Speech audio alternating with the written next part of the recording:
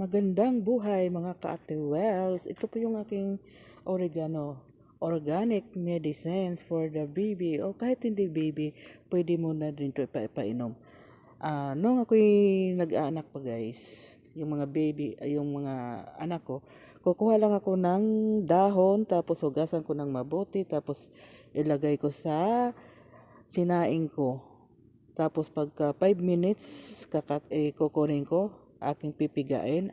At saka yung katas na yun, yun, pwede ko na ipainom sa baby. Ayun, sa awa ng Diyos, nagaling siya. Organic medicines from oregano.